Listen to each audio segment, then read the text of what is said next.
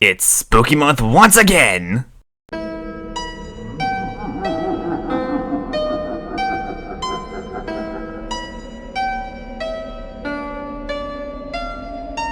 know what the best part of Halloween is? Aside from the movies, free candy, and awesome cosplay? If you ask me, it's the aesthetic. Spooky Month never fails to deliver some memorable sights and sounds from any realm of media. And that, of course, includes video games. Now, I'm well aware that Fawful's Minion did a list like this back in 2016? Beep. I'm old. Anyway, there's only one entry on my list that overlaps with Logan's. There would be two, but I haven't played Half-Life 2 despite owning it. Sorry, Ravenholm fans. Spooky levels can range in meaning, depending on who's making the video, and you'll piece my definition together as we delve into these Hallows Eve havens. Got your trick-or-treat baskets ready? Awesome! Let's do this thing!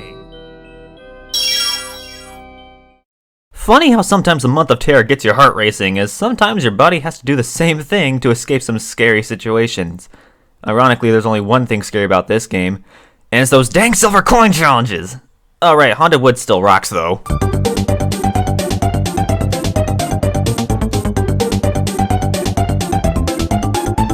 Starting the list is a deceptively simple level. Going in, I was expecting a trek through the backyard of Luigi's mansion with tricks and turns at every corner. Dead wrong. It's practically a figure eight with some ugly mugs floating around the surrounding woods. Disappointing? Yeah, kinda. Fun regardless? Absolutely. It brings home a nostalgic charm of watching silly Halloween cartoon specials while waiting to go trick-or-treating.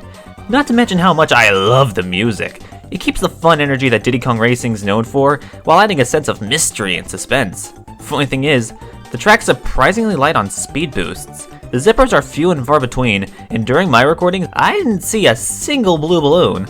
Dang, you can't run, and you can't hide, and you can't beat my boy Conker, look at him go! Yeah, had there been a bit more to this world in terms of the haunted side, this would have made it much higher up. But as it is now, pretty fun way to start the list. As elementary as a vocabulary lesson on the word wombo, ghosts have been a part of Halloween ever since both words were coined. Prepare to see a lot of homes for these spooks on this list, as it's probably the simplest and most iconic Spooky Month member you're ever gonna see. Best hope you don't get shanghaied and yeah, I'm not subtle.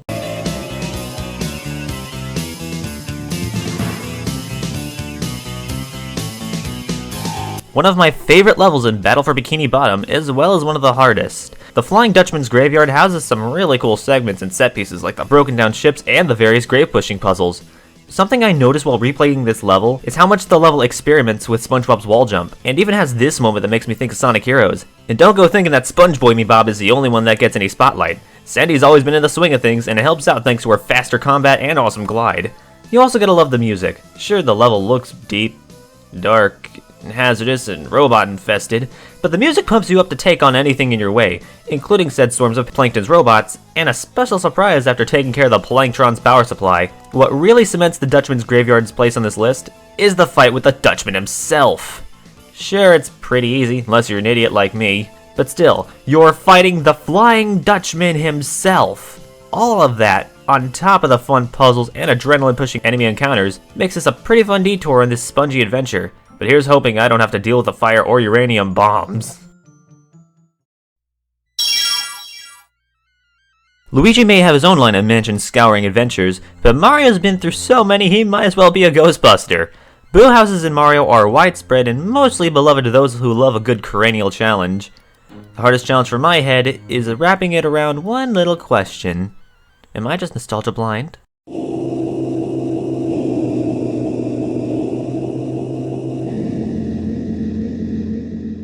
Oh man, memories are flooding my brain once more. Big Boo's Haunt, on top of being my second favorite world in Mario 64, holds a special place in my heart. When I was a little kid, I used to spend so much time exploring this place out of pure intrigue, and wanting to find where Luigi was. I was playing the DS version after all. Even now, seeing a place like this in a Mario game is both weird and awesome.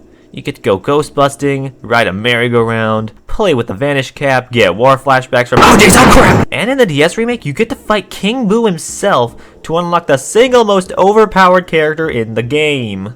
So many things about this place stick out. I just can't help but love it.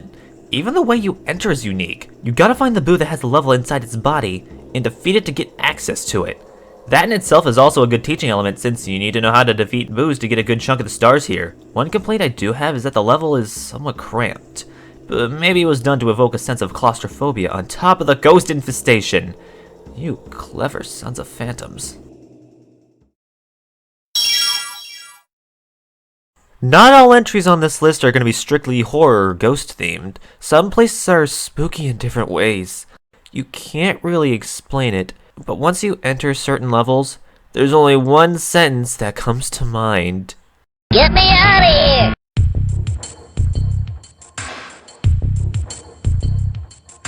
Nothing like going from Employee of the Year to dead meat in 3 seconds. Rupture Farms doesn't seem too spooky when you compare it to other entries on this list, or even stuff from last year's Halloween countdown. However, things start adding up once you do the scariest thing a person could do.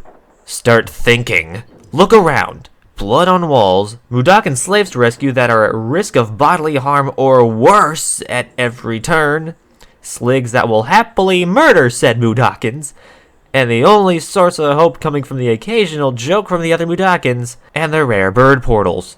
This is a depressing place to work at, especially for your whole life. And all of that's before the Gluckins decide to start butchering the Mudakin workers to sell as food, when the other animals on Oddworld start turning up less and less. The original PS1 version has a darker look for the place that's already slightly unwelcoming, but new and tasty really makes sure you know how unwelcoming this place is supposed to be. Anybody in their right mind would want out of this death trap, but it isn't much better out there. I should have just kept cleaning the floors. It's not only a great introductory level for Abe's Odyssey, it sets the tone for the series as a whole and makes sure you know that things are about to get odd. Come on, you know I had to. Gotta be prepared for the scariest monster known to gaming to appear. Jokes aside, I was hard-pressed to find anything in the Kirby series that gave off any Halloween vibes. Sure, there are creepy creatures, and even a ghost ability, but levels based on the spooky day are few and far between. And by that I mean I could only think of 2, until Ant pointed out a newcomer. Yeah, it's Alex in the Forgotten Backlog.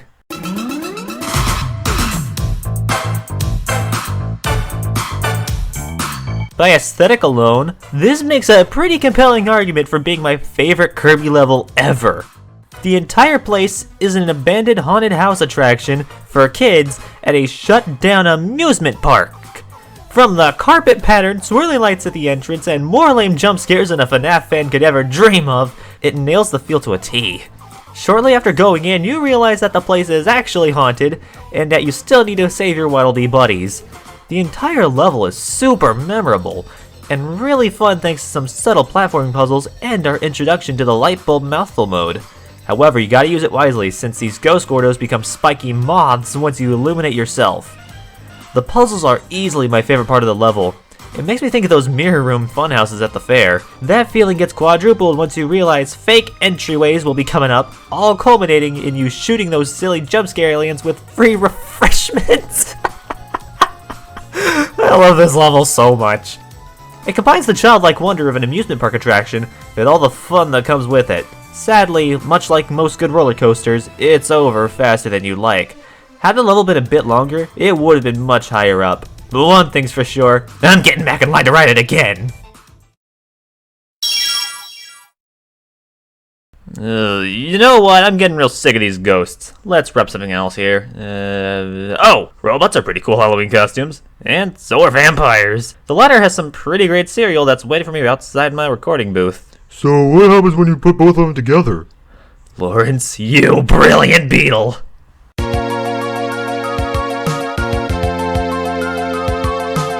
Aside from having one of the coolest Easter eggs in the Mega Man series outside the X games, this level is just a great Halloween level in every sense. You get a haunted graveyard with undead enemy robots rising to get you, crows and bats to take out, dark rooms, the mid-boss is a giant jack-o'-lantern. You gotta love how dedicated the team was to making this entire level themed around the Night of Horror. The level is memorable for other reasons too, like having an enemy gauntlet elevator ride, the Knights Gallery with some that feel the need to jump right out at you, one of the coolest robot masters to grace the series, and this moment with Bass. Deceitful little... Focus! There's even a split pathway that opens up depending on where the pumpkin mid-boss was when you defeated it. That's really neat. Mega Man 7 had to grow on me before I started to really like it, but this definitely helped along with another part that's best saved for another video.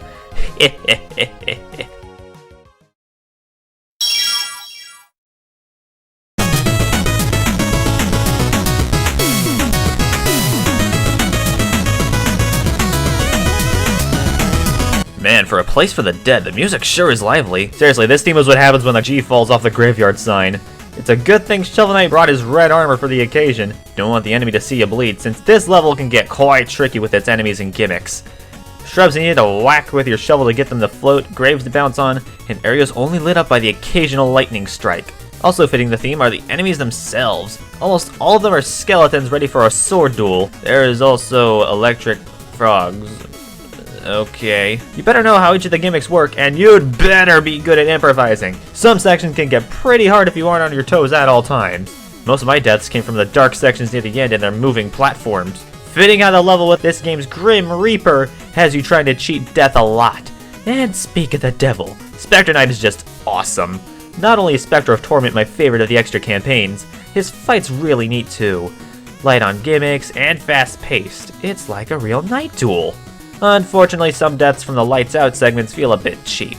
But aside from that, the level's extremely fun, especially the music. Seriously, it's so good!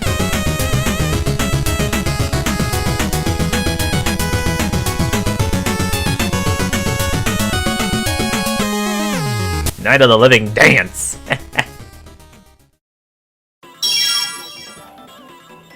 Aside from one sandy exception, every spooky level in the Sonic series is fantastic. Some more popular examples include Pumpkin Hill from Adventure 2, Mystic Mansion from Heroes, heck, I talked about Haunted Ship back in Top 10 Sonic levels.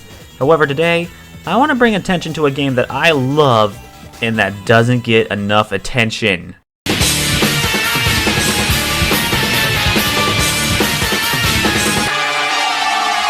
Rivals 2 is criminally underrated, and so are its levels. Mystic Haunt is a beautiful example of how to take hated gimmicks from the past and do them right.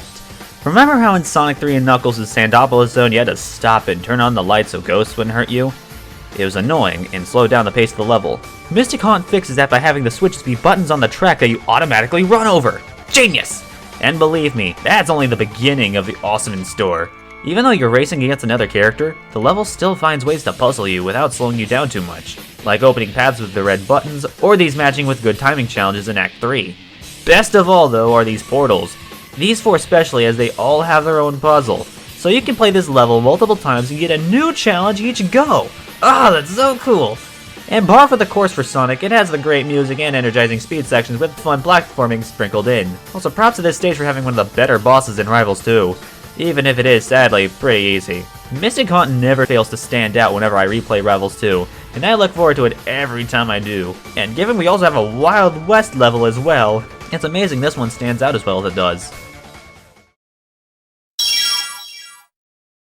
When I got to putting the entries together for this list, there were two levels that came to my head first. And of course one would be my favorite level from my favorite Nintendo 64 game.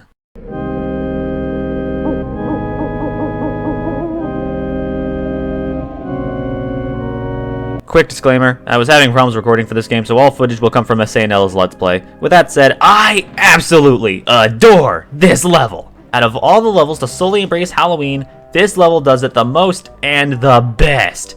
Though given how well they captured Christmas in Freeze Easy Peak, I should not be surprised. Mad Monster Mansion literally has it all in terms of being a fun haunted adventure.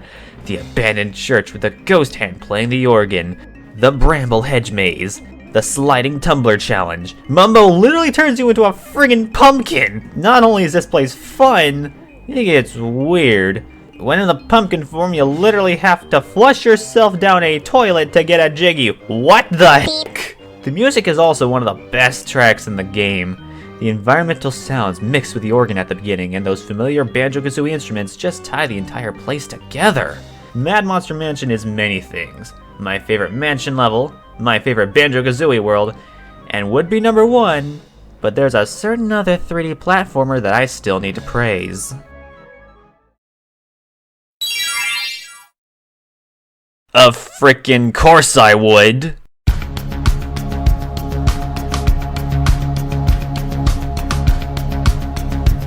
Of course, my favorite 3D platformer would top this list with its best from the base game. The Subcon Forest is a masterpiece of a world to explore in this even bigger masterpiece of a game. First things first, the Snatcher. Every single appearance he makes, he steals the entire show.